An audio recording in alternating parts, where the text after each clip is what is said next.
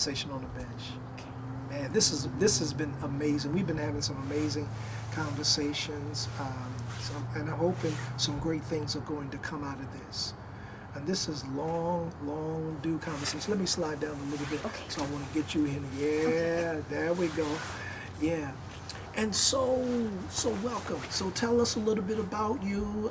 Tell us maybe a little bit about your background, and we're just gonna have a real dialogue as it relates to homelessness. Okay. I'm a veteran. I'm a disabled veteran. Yeah. I have had my touches with the law. Mhm.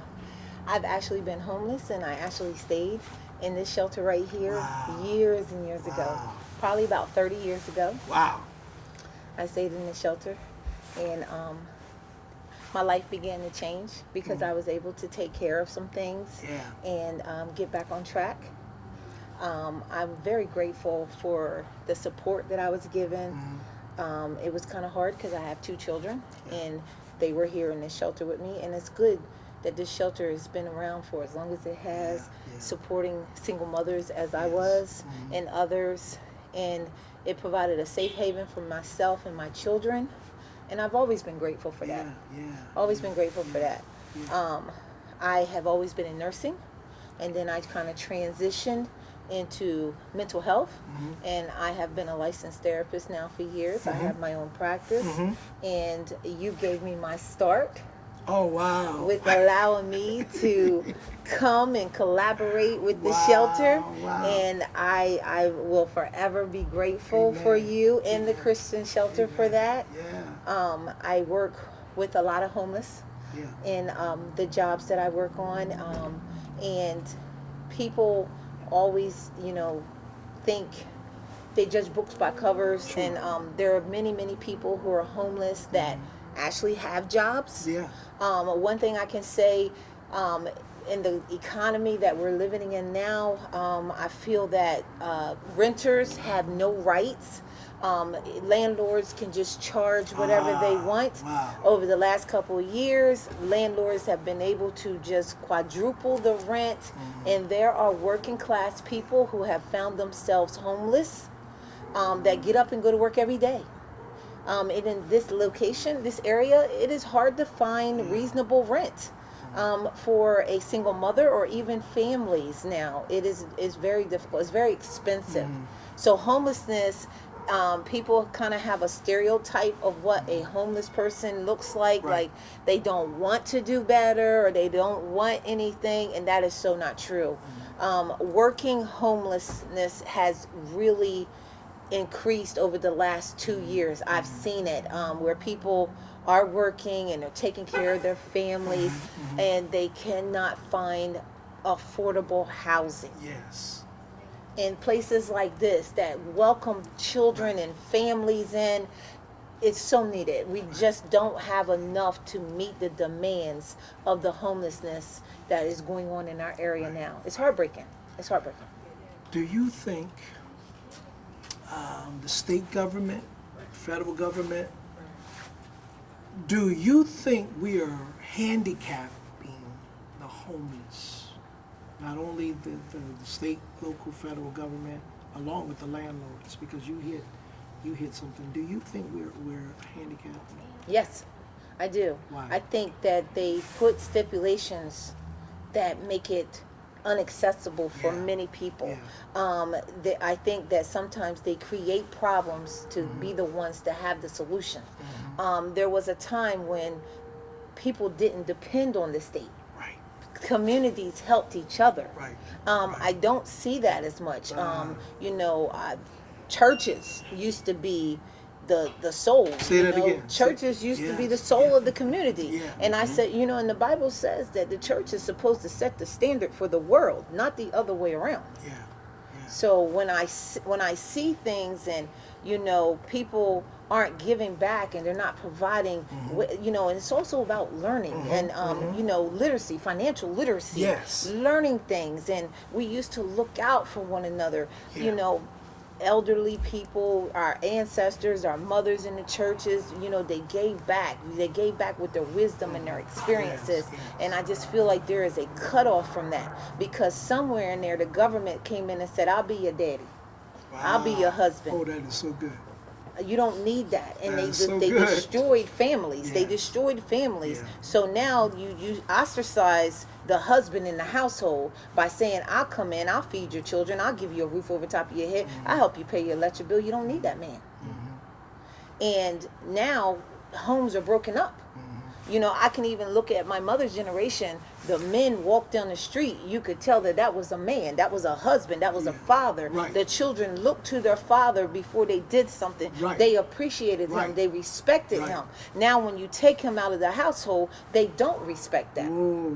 I mean, I saw a study, and it was done with This is so elephants. good. They removed the male elephants out of Right. it, and the young elephants ran crazy.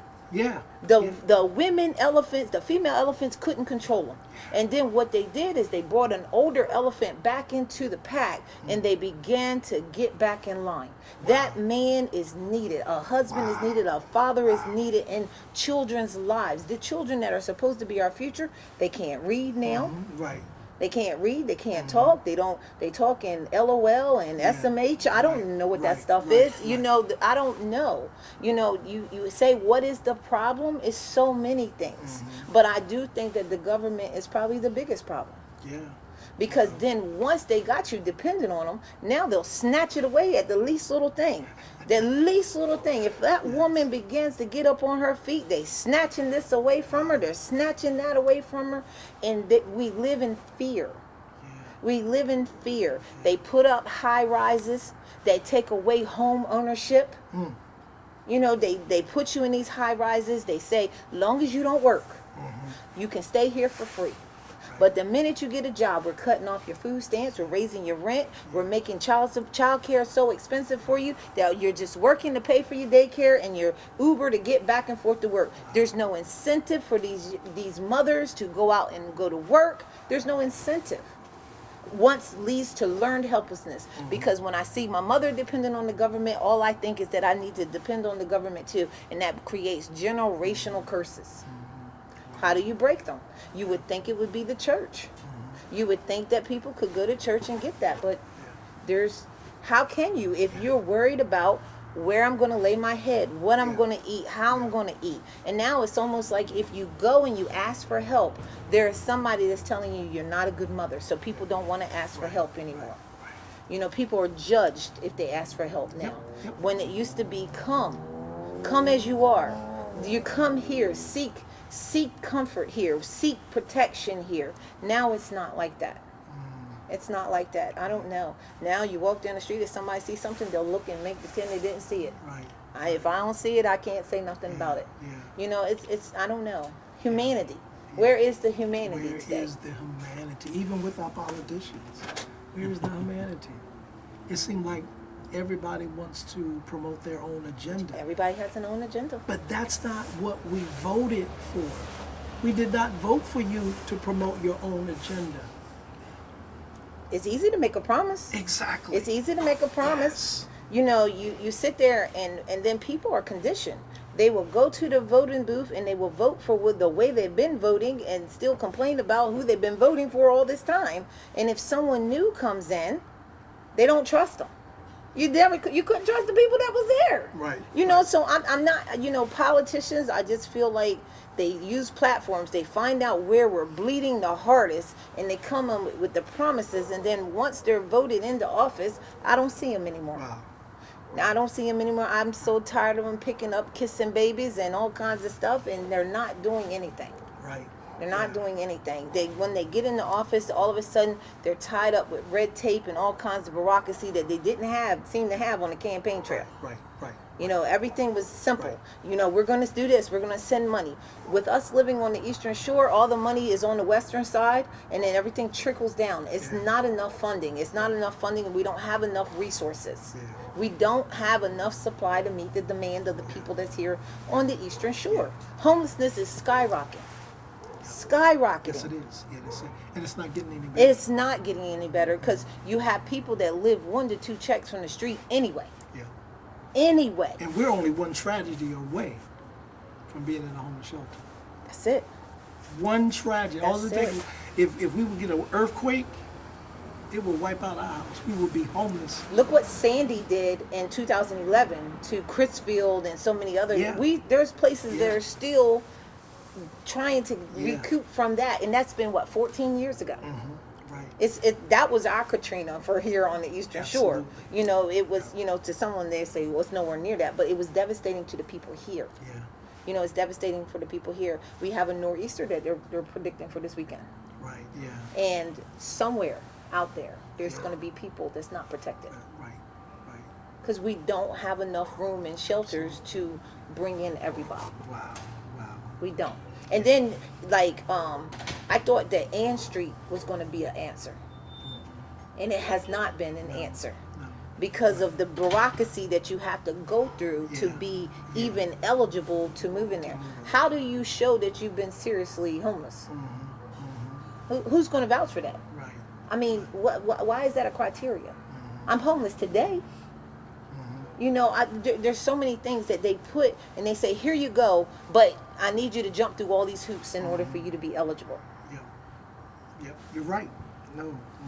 Are we going to help people, or are we going to hold them to a standard that we know is already Yes, impossible when we yes, gave them the yes. task? Yes. Yes. A lot of people tie mental health and homelessness. If somebody, you know, what is it that you're really seeing out there from a mental health therapist? And I know you always say you got to do the work. So what is it really? What are you really seeing with individuals that have mental health challenges? Do these individuals really have mental health challenges? Yes. Okay. Yes. What I need people to understand that if you are homeless and you are right now currently getting mental health services, if you miss about 3 appointments, you are discharged. Wow. And what I say to people who provide mental health services is that if you have to worry about where you're going to have your next meal, where you're going to lay your head, and if all your belongings fit in a Food Lion bag, you don't always have the wherewithal to make it to a 2 o'clock appointment. Right. And how are you going to get there? Right. How are you going to get there? When a lot of people live in tent encampments that if they left for an hour, come back, everything they own is gone. Everything you own is gone. When you put it like that, they're in survival mode. So when you're in survival Okay. mode, you can't necessarily take care of anything else. Right. So sometimes getting mental health care is a luxury that homeless people cannot Yeah, afford. yeah. They can't get there. They don't have transportation. They don't have the ability to get to their medicine all the time. So they're off their medicine, and they just don't trust people. They don't trust them. So I can't get there. I missed 3 appointments. You discharged me. So how am I really going to get my medicine now? Most of the time, something bad has to happen, and that homeless person is usually EP'd to the hospital. And being EP'd can be a traumatic experience all by itself. Right.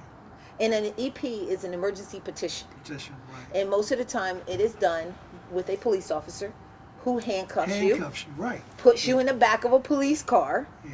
and takes you to the hospital for you to get a mental health evaluation. That is traumatizing. It is traumatizing. For someone that is already a vulnerable person. Vulnerable person, yes. And I thank God that there are police officers now that are getting CIT training that is Okay. helping them be able to recognize mental health issues more so than criminal situations. We're getting better. We have, as a society, a long way to go. Yes. But we are not where we started from with Right, this. right, So right. I like working with law enforcement. I like collaborating with them. A lot still needs to be done as far as training. But, you know, there was a time when people said, you know, defund the police and send out social workers and counselors.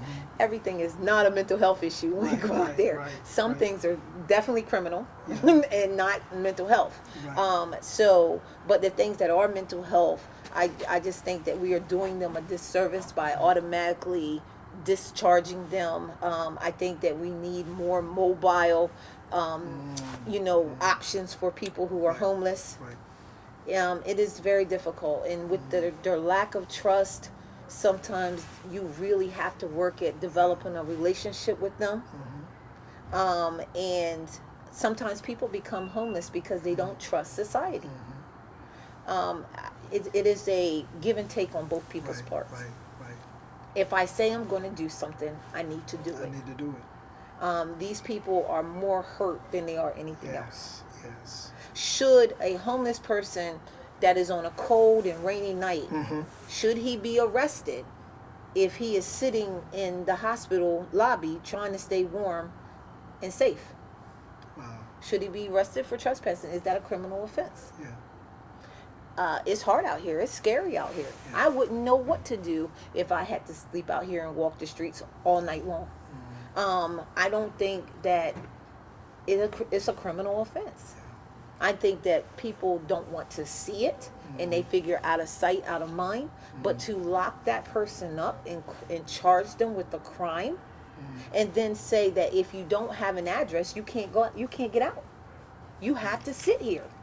So now you have mental health people in with people who have committed crimes. Right. So you have exposed them to even more dangerous situations. So it's so many things that I think that people are unaware of. You know, people are unaware of, because sometimes if something doesn't directly affect them, they don't think it's as bad as it really is, until they know somebody who has been affected by homelessness, or they know someone that is affected by mental health. But mental health is a community problem. It's a society problem. Right. Exactly. You know, being a woman of color, options for mental health treatment and accessibility and even diagnosis is still very new to people of color. So there are many things that people have said, not even knowing that it's a mental health issue, that have been overlooked, and we have tried to take care of things by usually not taking care of them at all. So asking for help, saying that I'm tired. As a woman of color, we are expected to be able to work 8 days a week, 370 days, and just be able to do things and be able to say, no, I can't. I cannot be Superwoman. Right. I am tired. I am weary. And be then said that you're not doing enough. You know, so there are societal things, there are ethnic things that are going on, cultural things that have gone on. There are many things when I look back that were mental health, but it was ignored. So I feel that mental health options and accessibility and treatment is very new to people of color, and to be diagnosed well and treated well. Every shoe doesn't fit everybody. So it's not a one size fits all thing. You really have to sit down and get to know each client that you work with and their needs. And the biggest thing that I work with is building a relationship with trust and respect. How long does it take to build that relationship, Tony? I don't know. People have trauma. People have trauma, and it's childhood trauma. It's all kinds of trauma. It takes time. I believe that I walk what I talk. So when people get to know me, they see I'm not perfect. I'm out here living, thanking God for every day that I have, because you know, like you said, we're one tragedy away from things. That's anybody. That's anybody. So just being, you know, to have that compassion for someone, and to know that there was a time when I was homeless and God turned that around for me. And so now I don't forget where I came from. I never forget where I came from. But I will always tell people, if God did it for me, he can do it for you. You know, but I feel that if you have to open up yourself to welcome in people who want to help you. So the Christian shelter has been a staple in this community. People trust this place. They trust you. You know, they trust you. And that comes from getting out here every day, walking what you talk. You know, not selling anybody anything, just getting out here, and sometimes just standing on what you know is what God has put in your heart. Awesome. Tony, thank you for taking the time out to really, I think these conversations need to go on, and I think people really need to be educated on really what is really behind homelessness. And every situation is different. It is. And I think people just need to be And quiet as it kept, our politicians need to be educated. I think so. Because I think so. our politicians, they have no clue. They have no clue. And I think we have our work cut out for us. Any last thoughts? As a community, if we come together and we start holding politicians accountable to keep the promises that they make, because we actually vote them in, they need to listen to us to get us what we need. Tony Sturgis, thank you. You're You've been spectacular. Conversation on the bench.